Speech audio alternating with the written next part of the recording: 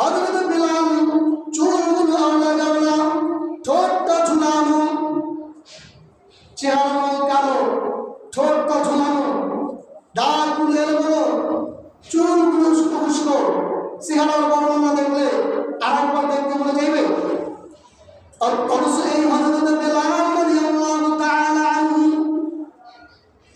নবীজি মিরাজের রাত্রিতে যখন মিরাজের সফরে গিয়েছিলেন, সিদরাতুল মুনতাহার থেকে যখন আরশ মহল্লার দিকে যাবেন, এমন সময় হযরত জিবরাইল আলাইহিস সালাম নবীজিকে ছেড়ে চলে গেলেন।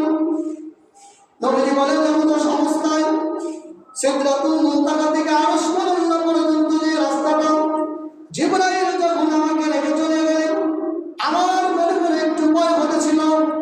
এমন সময় আমার কানে হযরত বিলালের পায়ের জুতার আওয়াজ শুনতে পেলাম।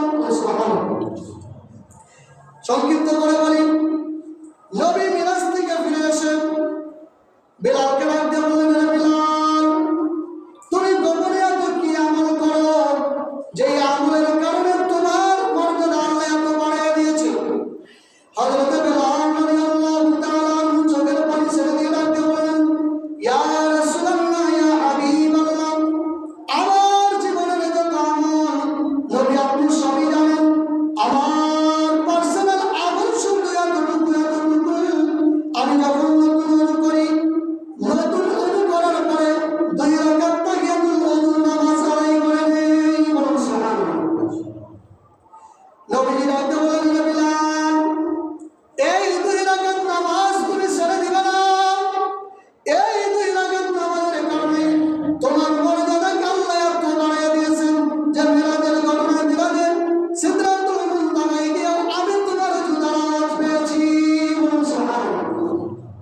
হযরত বিলালকে আল্লাহ কোথায় পৌঁছে দিয়েছে কল্পনাই করা যায় না। যে বিলালের দাম ছিল ইসলাম গ্রহণের পূর্বে মাত্র 6 দিরহাম, কয়টা না? 6 টাকা।